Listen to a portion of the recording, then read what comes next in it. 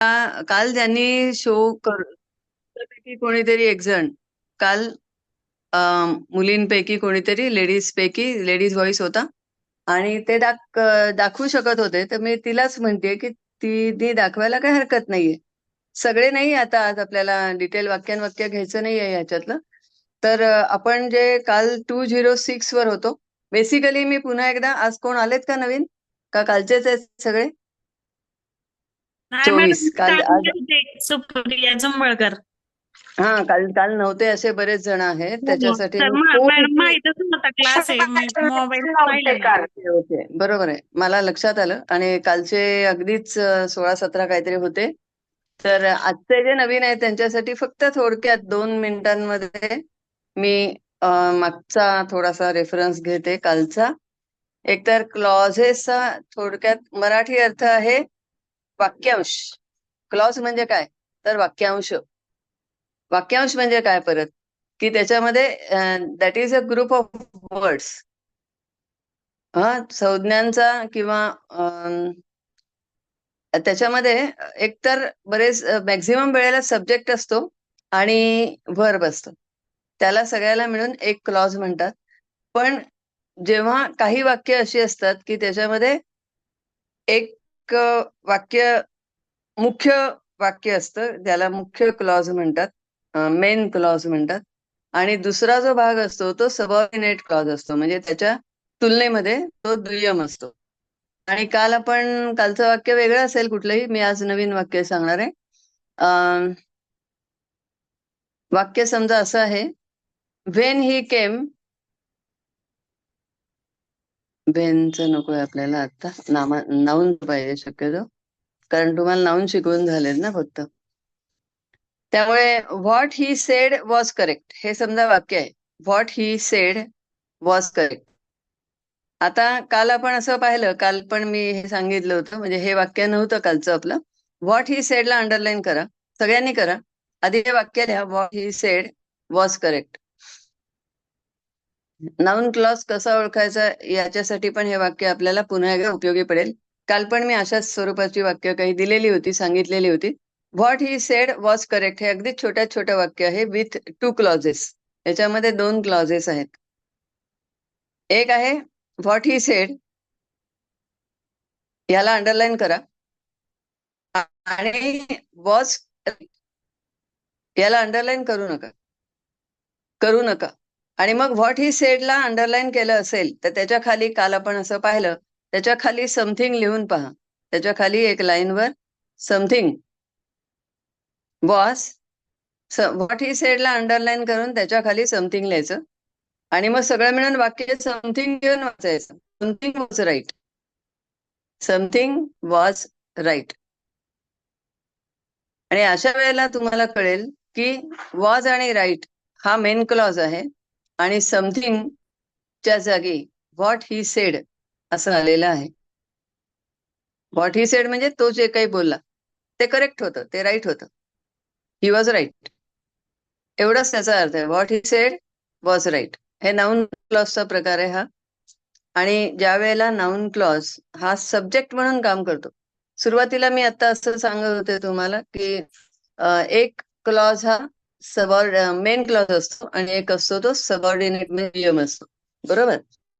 तर त्यातला आत्ताच्या ह्याच्यामध्ये समथिंग वॉज राईट किंवा नुसतंच वॉज आणि राईट एवढ्याला तुम्ही मेन क्लॉज म्हणू शकता. आणि व्हॉट ही सेड हे किती संपूर्ण वाक्य वाटलं तरी ते नाऊन क्लॉजचं वाक्य आहे. नाऊन क्लॉजचा वाक्यांश आहे तो खरं म्हणजे. कारण का, तर त्याच्यामध्ये तुम्हाला सब्जेक्ट पण दिसतोय, ही हा सब्जेक्ट आहे, सेड हे वर्ब आहे, हा मेन क्लॉज आहे. पण नाही, हे जे वाक्य जो कोणी बोललेला आहे, जी व्यक्ती, what he said was right, हे ज्यांनी कुणी सांगितलंय त्यांना मुख्य वाक्य काय सांगायचं होतं की समथिंग वॉज राईट. आणि मग काय राईट होतं, तर व्हॉट ही सेड, तो जे काही बोलला ते राईट होतं, ते योग्य होतं. आणि म्हणून what he said was right हे पेज नंबर 206 आहे, शेवटी घ्यायचंय आपल्याला. पाहिजे असेल तर तुम्ही शेवटचं वाक्य घेऊ शकता. 206 वर जा. 206 नाउन क्लॉज ॲज कॉम्प्लिमेंट. मी आहे जिथे वाक्य माझं चालू आहे ते noun clause as subject of the verb. अगदी कालचं घेत असल्यामुळे मी इथेच आहे. What he said was right. ठीक आहे, तुमच्या वाक्य तुम्ही जर लिहिलेलं असेल ना सगळ्यांनी, what he said was right, तर त्यामध्ये दोन क्लॉजेस आहेत. एक म्हणजे वॉज राईट आणि दुसरा म्हणजे तो मुख्य क्लॉज आहे की काहीतरी योग्य होतं असं तो सांगणारा माणूस. आणि व्हॉट ही सेड याला अंडरलाईन करून तिथे समथिंग म्हणायचं. आणि समथिंगला सब्जेक्ट केलेला आहे. सब्जेक्ट म्हणजे काय? करता केलेला आहे. आणि समथिंग वॉज राईट अशा अर्थाने सब्जेक्टच्या जागी व्हॉट ही सेड आलेला आहे. आणि म्हणून त्याला नाउन क्लॉज, तेवढ्याच भागाला नाउन क्लॉज म्हणायचं. जो दुय्यम असतो ना त्याच्याच मध्ये 3 प्रकार असतात. कधी नाउन क्लॉज असतो तो, हे महत्वाचं वाक्य आहे माझं. जो दुय्यम क्लॉज म्हणजे जो सबऑर्डिनेट क्लॉज असतो, जो मेन क्लॉज असतो त्याचे प्रकार पडत नाहीत. जो सबऑर्डिनेट म्हणजे 2 नंबरचा दुय्यम क्लॉज असतो कुठल्याही वाक्यामध्ये, त्याचे 3 प्रकार, मुख्य 3 प्रकार आहेत. एक आहे नाउन क्लॉज, ज्यांनी नवीन आले त्यांनी लिहा. मुख्य 3 प्रकार आहेत. एक आहे नाउन क्लॉज, आणि हा जो नाउन क्लॉज आहे हा वाक्यामध्ये सब्जेक्टचं काम कधी कधी करतो, कधी कधी ऑब्जेक्टचं काम करतो. काम म्हणजे रोल पार पाडतो. Role, ROL. ते काम तो पार पाडतो. म्हणून सब्जेक्टच्या जागी तो येऊ शकतो. आणि सब्जेक्ट मॅक्झिमम वेळेला नाउन असतं. आणि कधी कधी ते प्रोनाउन पण असतं. तुम्हाला माहिती आहे की सब्जेक्ट म्हणजे काल आपण एक सतीशचं नाव घेतलं होतं. Satish was Satish is speaking with someone असं जर वाक्य घेतलं तर सतीश काय आहे? नाउन आहे. आणि he was speaking with something, बाकी वाक्य काही असलं तरी नाउन आहे सतीश. आणि त्यामुळे तो सब्जेक्ट पण आहे. आणि सब्जेक्टच्या जागी नाउन येऊ शकतो का? तर येस, येऊ शकतो. ठीक आहे, तर आपण हे पाहिलं. आणि आता what he said was right हे दुसरं वाक्य वेगळं दिलं होतं मी आत्ता. कालचं थोडं वेगळं होतं, पण वेगळी वेगळीच वाक्य आपल्या समोर पाहिजेत म्हणून मी आज दुसरं वाक्य दिलं कुठलं तरी. तर त्याच्यामध्ये what he said was right, what he सेडला आपण अंडरलाईन करू शकतो आणि त्याच्या खाली समथिंग लिहू शकतो का? तर लिहू शकतो. आणि ज्या अर्थी त्याच्या खाली आपण अंडरलाईन करून समथिंग लिहू शकतो त्याचाच अर्थ थिंग, THING कडे पाहायचं त्यातल्या समथिंग मधल्या. आणि हे लक्षात घ्यायचं की हे नाउन आहे. व्हॉट ही सेड हे नाउनच्या ऐवजी आलेला हा क्लॉज आहे, हे लक्षात घ्यायचं. आणि म्हणून त्या क्लॉजला नाउन क्लॉज म्हणायचं. यामध्ये आता दाखवलं गेलं हे वाक्य. आता त्यामध्ये पहा तुम्ही, खाली एक्झाम्पल आहे. सगळ्यात शेवटून 5वी ओळ पहा, लास्ट बट 5. एक्झाम्पल लिहिलंय आणि तिथे EXA लिहिलंय. तिथे पहा what he said was right, त्याच्या खाली काय लिहिलंय? वॉज राईट हा मेन क्लॉज आहे. आणि व्हॉट ही सेडला अंडरलाईन करता आलं, तिथे समथिंग वगैरे म्हटलेलं नाही. माझी ट्रिक आहे ती. तर व्हॉट ही सेड याच्या समोर लिहिलंय त्याने noun clause as subject of the verb was.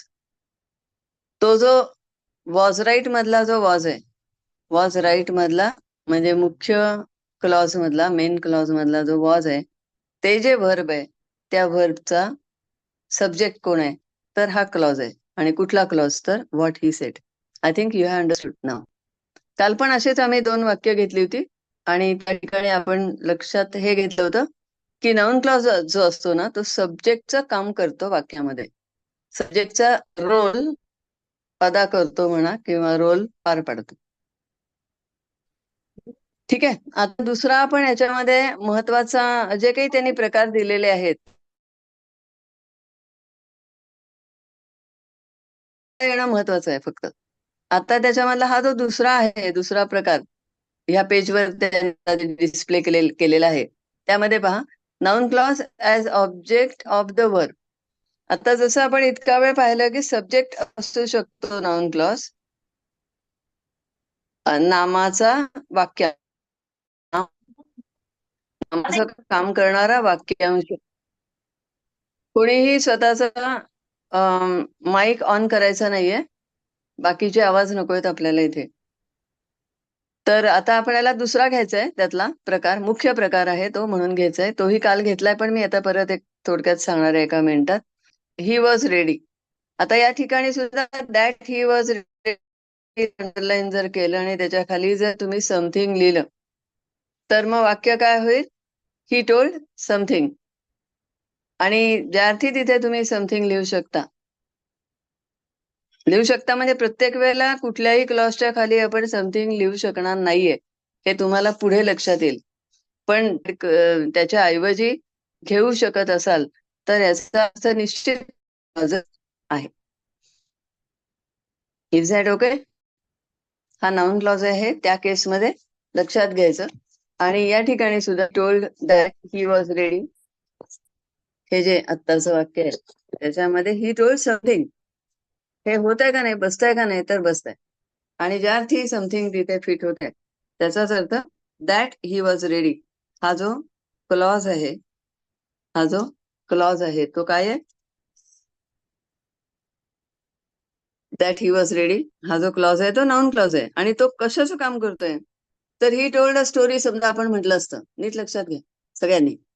ते फक्त काल न आलेल्या मुलांसाठी नाही चाललेलं, सगळ्यांसाठी चाललंय. पुन्हा त्यांना रिव्हिजन होते जे काल होते. ही टोल्ड अ स्टोरी असं जर आपण वाक्य बोलले असते, ही टोल्ड ए स्टोरी, तर त्या स्टोरीच्या जागी स्टोरी हा जो वर्ड आहे तो काय आहे? ऑब्जेक्ट आहे. ऑब्जेक्ट आहे कशाचं? टोल्डचं. ही सब्जेक्ट आहे आणि स्टोरी ऑब्जेक्ट आहे. तसं या ठिकाणी तुमच्या आता लक्षात येईल, ही टोल्ड समथिंग, ते जे समथिंग आहे ते स्टोरीच्या जागी आलंय. आणि किंवा दॅट ही वॉज रेडी हे सगळं स्टोरीच्या जागी आलंय. आणि म्हणून हे सगळं जे काही तो म्हणाला की मी आता तयार आहे, त्यांनी फोनवरनं सांगितलं की मी तयार आहे, तू येऊ शकते किंवा तू येऊ शकतो आणि आपण दोघं दुसऱ्या कुठल्या तरी ठिकाणी जाऊया, असा तो सेन्स आहे त्याच्या अवतीभोवतीचा. तर हे हे अर्थ जर तुमच्या लक्षात आले तर तुम्हाला मला वाटतं क्लॉजेस जास्त लवकर समजतील, म्हणून मी हेही सांगते. तर ही टोल्ड समथिंग, या ठिकाणी समथिंग हा ऑब्जेक्टचं काम करतोय, किंबहुना दॅट ही वॉज रेडी हा जो क्लॉज आहे तो ऑब्जेक्टचं काम करतोय. म्हणजे स्टोरीच्या ऐवजी तिथे तो क्लॉज आलेला आहे. आणि स्टोरी हे ज्या अर्थी ऑब्जेक्ट आहे, हे नीट लक्षात घ्या. स्टोरी हे ज्या अर्थी ऑब्जेक्ट आहे त्या अर्थी हा जो नाउन क्लॉज आहे हा वर्बचा ऑब्जेक्ट म्हणूनच काम करतो आहे, कार्य करतो आहे, रोल पार पाडतो आहे. दुसरं वाक्य त्याच्याच मध्ये आहे अजून एक, ते पण घेऊया. आय सेड, शेवटी म्हणजे साधारण पुस्तकाच्या मध्यभागी एक्झाम्पल मध्ये आय सेड नंतर आहे, I said that it was a memorable incidence. आता पुन्हा इथे काय, आय सेड हे एवढासाच भाग आहे, तो मेन क्लॉज आहे. आय सेड समथिंग, आणि हे सगळे जे अंडरलाईन आहे त्याच्या खाली तुम्ही समथिंग लिहू शकता. म्हणजे नुसतं मनाने उगीच लिहायचं नाही, तिथे जर समथिंग बसत असेल तरच लिहायचंय. आय सेड समथिंग हे वाक्य बरोबर वाटतं का? तर बरोबर वाटतं. मग आय सेड समथिंग, आणि मग त्या समथिंगचं म्हणजे सेड नंतर आलेलं आहे, म्हणजे 3 नंबरला. एक लक्षात द्या, सब्जेक्ट नेहमी 1 नंबरला असतं ऍक्टिव्ह व्हॉइस मध्ये, 2 नंबरला व्हर्ब असतं आणि 3 नंबरला ऑब्जेक्ट असतं. 3 नंबरला ऑब्जेक्ट असतं. आणि त्यामुळे आय सेड नंतर that it was memorable incidence हा 3 नंबरला आलेला क्लॉज आहे. म्हणजे तो ऑब्जेक्टच्या जागी आलेला आहे, स्टोरीच्या जागी.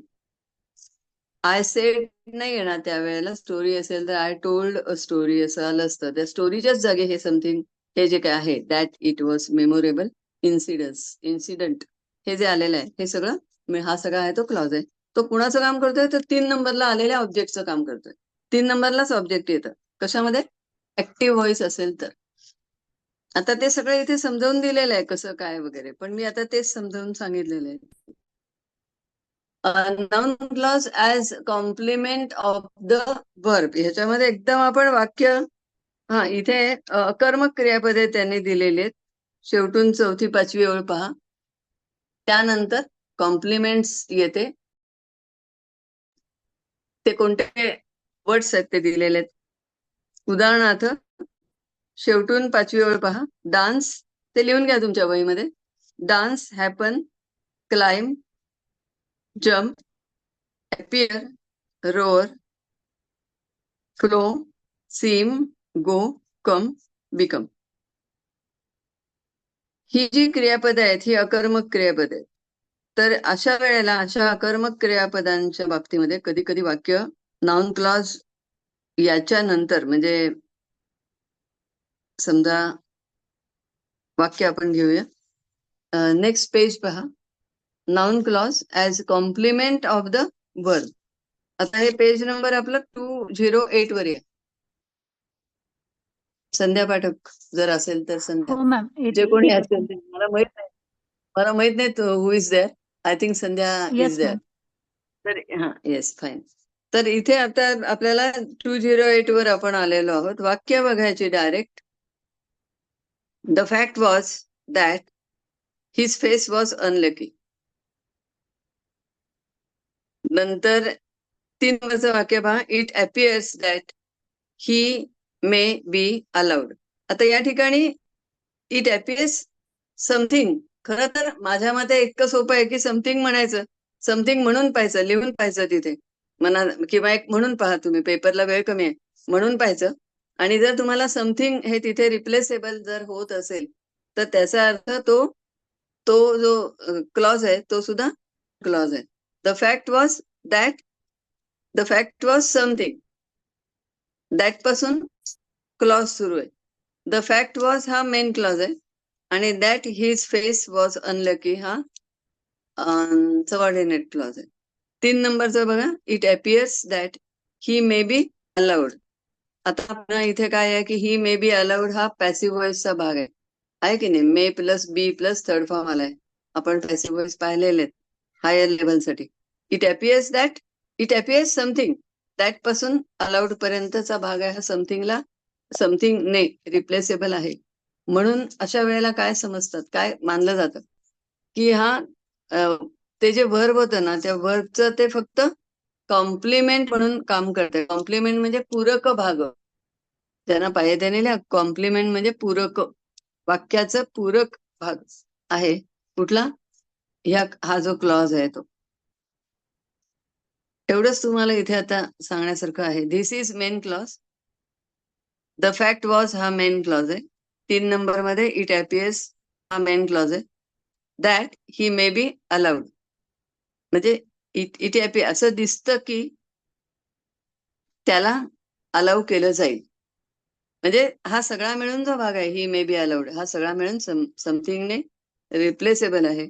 आणि तो त्या केसमध्ये अपियर हे म्हणजे सकर्मक क्रियापद म्हणजे ट्रान्झिटिव्ह वर्ब नसल्यामुळे त्या केसमध्ये नाउन क्लॉज आहे. तो कॉम्प्लिमेंट ऑफ द वर्ब आहे, म्हणजे वर्बचं पूरक भाग आहे. अशी जी वाक्य असतात ना, म्हणजे थोडक्यात काय, अगदी थोडक्यात बोलायचं तर जे काही ऑब्जेक्ट असेल तर ऑब्जेक्ट आहे. ज्या वेळेला त्याच्यानंतर अकर्मक क्रियापद असेल तर त्याच्याबरोबर त्याच्यानंतर ऑब्जेक्ट येत नाही.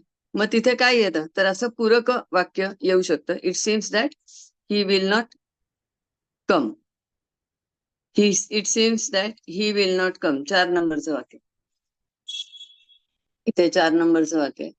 इट्स लिहून घ्या पाहिजे त्याने. It seems that he will not come. असं दिसतं की तो येणार नाहीये.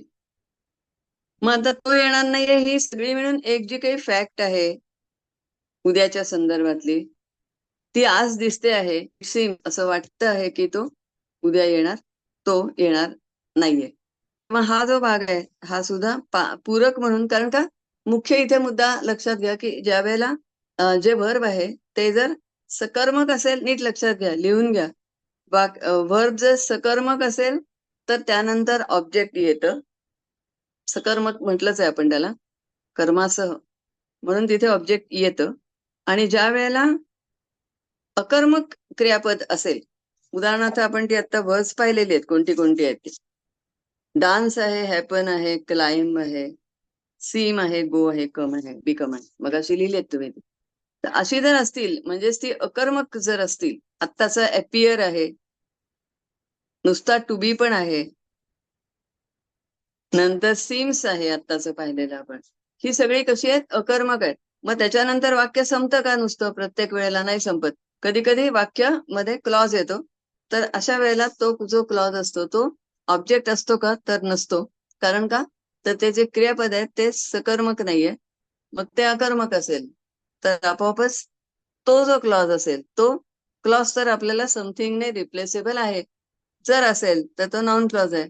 मग त्याच्यानंतर म्हणजे आता या ठिकाणी तुम्हाला पहिल्यांदा ट्रान्झिटिव्ह आणि इनट्रान्झिटिव्ह वर्ड्स कोणती कोणती असतात तर ती त्यांनी आता या पुस्तकात दिलेलीच आहेत. ह्या पेजवर अपियर आहे, ज्यांना पायद्याने लिहून घ्या. अपियर आहे, विश आहे. पुस्तक प्रत्येकांकडे नाहीये त्यामुळे मी हे सांगते. Appear, wish, look, remember, seem, stand, go, come, become. I go to school हे मी नेहमी सांगते पहा. I go to school. आता का सांगते तर गो नंतर जे स्कूल येतं ते कर्म आहे का? तर नाहीये. कारण मध्ये टू आलेलं आहे.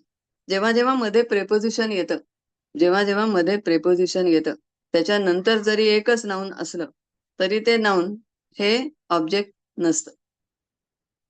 ते ऑब्जेक्ट नसतं. आणि ज्यार्थी ते ऑब्जेक्ट नाही त्याचाच अर्थ काय झाला की गो हे अकर्मक क्रियापद आहे. समजतंय का? Are you getting my points?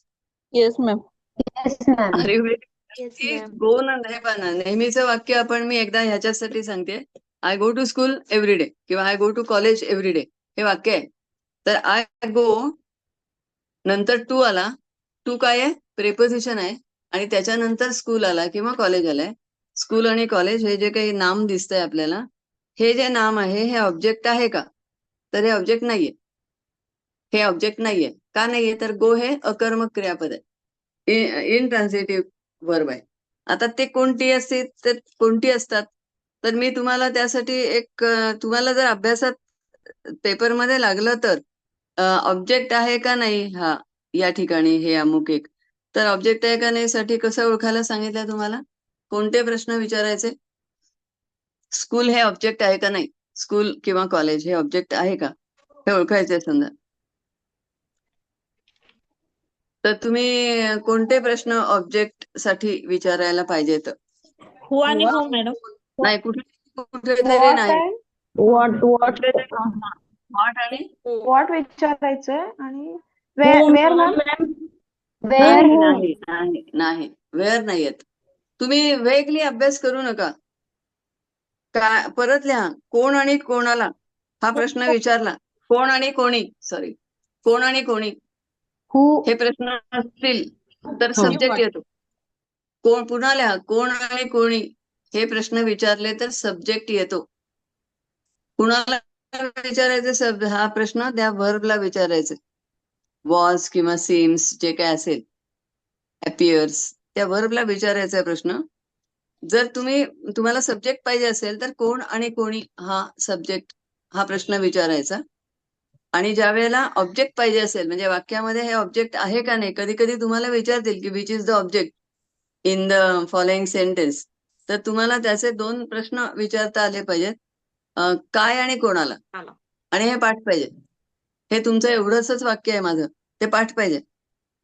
काय आणि कोणाला. आता त्याचं इंग्लिश करू शकतो आपण, पण अगदी सोपं मराठीतून मी तुम्हाला सांगते. काय आणि कोणाला. आणि गिफ्टचं वाक्य आपण दिलं होतं. I gave him a present. समजा हे वाक्य आहे, I gave him a present. तर प्रेझेंट आणि हिम हे दोन्हीच्या दोन्ही ऑब्जेक्ट्स आहेत. काही काही गेव सारखी क्रियापद आहेत, गिव्ह, गेव, गिव्हन, त्यांना 2-2 ऑब्जेक्ट्स असतात. कधी कधी एकच ऑब्जेक्ट असतं. कधी कधी एक ऑब्जेक्ट असतं, कधी कधी 2-2 असतात. तर काय आणि कोणाला हे प्रश्न जर तुम्ही त्या गेवला विचारले आता, I gave him a present. I give him a present in Diwali festival पण तुम्ही म्हणू शकता. गेवच म्हटलं पाहिजे असं काही नाही. जे काही तुम्ही म्हणणार आहात त्याच्यानंतर आता पहा, तुम्ही काय दिलं? गिफ्ट दिलं. विचारला उत्तर आलं गिफ्ट. म्हणजे हे गिफ्ट काय आहे? ऑब्जेक्ट आहे. कोणाला दिलं? त्याला दिले. त्याला दिलं. तो म्हणजे तो परत कोण आहे? भाऊ आहे का कोण? म्हणजे मिस्टर आहे त्या मुलीचा ते माहित नाही. पण मग कोण आहे ते माहित नाही. हिम HIM. तर जेव्हा कोणाला असं उत्तर HIM येतं तेव्हा हिम हे सुद्धा ऑब्जेक्ट आहे. आता मी मगापासून जे इथे सांगते 3 नंबरमध्ये की जेव्हा आता कर्म कसं ओळखायचं ते मी आता सांगितलं. असे काही वर्ब्स आहेत की जिथे कर्मच नाहीये. मग अशा वेळेला तरी सुद्धा तिथे एखादा क्लॉज आपल्याला दिसतो का? जो समथिंगने रिप्लेसेबल आहे. जर तिथे दिसला तर तो त्यावेळेला या 3 नंबरमध्ये जातो. कारण तो कॉम्प्लिमेंट ऑफ द वर्ब असतो. तो ऑब्जेक्ट नसतो. एवढंच लक्षात ठेवा. फार काही त्याच्यामध्ये डीपमध्ये जायची आवश्यकता नाहीये. 4 number noun clause as adjective complement. याचं वाक्य पहा. डायरेक्ट फक्त एक्झाम्पल पाहायचंय आणि पुढे जायचंय. पुढचं वाक्य पहा. या पेज नंबर 208 चालू आहे. त्यामध्ये noun clause as adjective complement. वाक्य पहा डायरेक्ट म्हणजे कळेल. I am sure that something किंवा I am sure something about something. कशाच्या तरी बद्दल मी शुअर आहे. अबाउट समथिंग असं तिथे अबाउट घ्यायला लागेल तुम्हाला तेव्हा. तर तुम्हाला नाउन क्लॉज आहे असं कळेल. I am sure that she won't say no. या वाक्यामध्ये आय एम शुअर हे काय आहे? Main clause. हा मेन क्लॉज आहे. आणि that she won't say no, ती नाही म्हणणार नाही. She will not say no. Won't म्हणजे विल नॉट. से नो, ती नाही म्हणणार नाही. हे जे हा जो शी वोंट से नो हा जो क्लॉज आहे हा ऍडजेक्टिव्हचे कॉम्प्लिमेंट म्हणून काम करत आहे. ऍडजेक्टिव्हचे कॉम्प्लिमेंट. शुअर SURE हे जे ऍडजेक्टिव्ह आहे या ठिकाणी शुअर त्याचं कॉम्प्लिमेंट म्हणजे काय? पूरक. कॉम्प्लिमेंट अँगल वगैरे तुम्हाला जर माहिती असेल तर. आता आणखीन एक सांगते इथे by the way. Complement PLEMENT आहे की नाही? COMPLEMENT असं जेव्हा असतं तेव्हा त्याचा अर्थ म्हणजे असं जेव्हा स्पेलिंग असतं तेव्हा त्याचा अर्थ पूरक गोष्ट, पूरक मुद्दा असा असतो. आणि जेव्हा PLI असतो कॉम्प्लिमेंट तेव्हा कौतुक. आपण म्हणतो ना कॉंग्रॅच्युलेशन्स वगैरे म्हणजे आपण कॉम्प्लिमेंट दिले. तर तो PLI असतो त्यावेळेला कॉम्प्लिमेंट्स देणे. आणि PLE असेल तर पूरक. पूरक म्हणजे काय? काहीतरी इथे अर्धवट होत आहे. आय एम शुअर एवढंच जर म्हटलं तर वाक्य अर्धवट होतं. मग that she won't say no. कारण आपल्याला कशाचं ते शुअर बद्दलची जास्तीची माहिती आपल्याला पुढच्या क्लॉजमुळे कळते. Noun clause as adjective complement. यामध्ये सुद्धा फार जास्त पडण्याची काही आवश्यकता नाहीये. म्हणजे जास्त स्टडी करणं म्हणजे डीपमध्ये आणि काळजी करण्यासारखं नाही. सब्जेक्ट आणि ऑब्जेक्टची कामं करणारी जे नाउन क्लॉजेस आहेत ते सगळ्यात आपल्याला महत्वाचे आहेत. 5 नंबर त्याच्यानंतरचं पेज आहे 209. संध्या पाठक यू कॅन शो 209. त्यामध्ये पहा noun clause as object of the preposition. या ठिकाणी वाक्य असं दिलंय. तुम्ही लिहून घ्या वाक्य सगळ्यांनी. कारण सगळ्यांकडे पुस्तक नाहीये मला माहिती आहे म्हणून मी लिहायलाही सांगते. 5 नंबरचा नाउन क्लॉज असा आहे. राजेंद्र लाफ्ट. ही म्हटलं तरी चालेल. He laughed at what I said. He laughed at what I said. आता पुन्हा या ठिकाणी मुख्य वाक्य मुख्य क्लॉज कोणता आहे? Rajendra laughed at. इथपर्यंत आहे तो मेन क्लॉज आहे. म्हणजे राजेंद्र कशाला तरी कुठल्या तरी गोष्टीला हसला. आणि व्हॉट आय सेड म्हणजे हा काहीतरी बोलला म्हणजे सांगणारा. व्हॉट आय सेड माझं बोलणं ऐकून राजेंद्र त्या गोष्टीला माझ्या बोलण्याला हसला. मला नाही हसला, माझ्या बोलण्याला हसला. नीट लक्षात घ्या. तर त्यामध्ये पहा खाली दिलेलं आहे राजेंद्र लाफ्ट. आहे का वाक्य? मिळालंय तुम्हाला? येस. पेज नंबर 209 मध्ये राजेंद्र लाफ्ट ॲट साधारण मध्यभागी 5 नंबर जिथे आहे त्याच्या खाली. Rajendra laughed at what I said. या ठिकाणी व्हॉट आय सेडला अंडरलाईन करा. केल्यानंतर समथिंग म्हणता येतं का, तर येस म्हणता येतं. ज्या अर्थी म्हणता येतं त्या अर्थी तो नाउन क्लॉज आहे. मग तो काय काम करतोय इथे या ठिकाणी, तर प्रेपोजिशनचं ऑब्जेक्ट म्हणून काम करतं. म्हणजे प्रेपोजिशनला ऑब्जेक्ट असतं का, तर असतं. कारण कधी कधी व्हर्बला ऑब्जेक्ट असतं. तसं या ठिकाणी त्यांनी लाफ्ड ॲट, मेनली लाफ नंतर येणारा जो ॲट आहे, तो जो ॲट आहे हा प्रेपोजिशन आहे. आणि त्याचा त्याचा ऑब्जेक्ट, किंबहुना मला तर असं म्हणायचंय की लाफ्ड ॲट, लाफचंच ते ऑब्जेक्ट आहे. लाफ ॲट या संपूर्ण वर्बचं ते ऑब्जेक्ट आहे. त्यामुळे याच्यामध्ये जास्त डीपमध्ये पुन्हा पुन्हा जास्त म्हणजे हे काहीतरी अवघड आहे असं समजू नका. अंडरलाईन करायचं व्हॉट आय सेडला, आणि ते जर समथिंगने रिप्लेसेबल असेल, समथिंग तिथे लिहिता येत असेल, तुम्हाला जर योग्य वाटलं की इथे समथिंग आपण लिहू शकतो, तर तो त्यावेळेला नाउन क्लॉज आहे असं समजायचं. इतकं हे सोपं आहे. पुढे, कारण इतकं जर तुम्ही डिटेलमध्ये गेलात तर अनेक मला इथे आता ॲट सारखी वाक्य म्हणजे असे अनेक वर्ड्स द्यायला पाहिजेत. आणि आता आहेत त्याने पुढे दिलेली against. The man's wife was against what ever he said. तो मॅन वेगळंच काहीतरी बोलतोय आणि त्याची वाईफ होती ती त्या म्हणण्याच्या अगेन्स्ट होती. Against what ever he said. What ever he said एवढा जो भाग आहे त्याला अंडरलाईन. आणि तिथे तुम्ही समथिंग म्हणू शकता का, तर म्हणू शकता the man's wife was against something, म्हणू शकताय की नाही. आणि ज्या जे तुम्ही समथिंग तिथे रिप्लेस करू शकता याचा तेवढा जो वाक्यांश आहे तो नाउन क्लॉज आहे, एवढं जरी समजलं तरी बास आहे.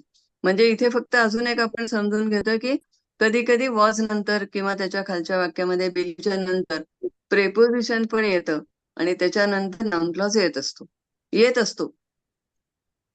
एवढं जरी आपल्या आत्ता या क्षणी तुमच्या लक्षात आलं तरी इनफ आहे. ठीक आहे. पुढे 6 नंबरमध्ये त्यांनी दिले की कधी कधी ह्या noun clause as a case in apposition to noun or pronoun असं पण येतं. उदाहरणार्थ डायरेक्ट बघा. It is true that he is guilty. आता इट इज ट्रू हे मुख्य वाक्य आहे. हे आपण जितके उदाहरणं घेतो ना त्याच्यामुळे तुम्हाला मुख्य क्लॉज कोणता हे चटकन समजायला लागेल. साधं असतो तो, सर्वात साधा सोपा असतो तर तो हा जो मेन क्लॉज असतो तो अतिशय सोपा असतो.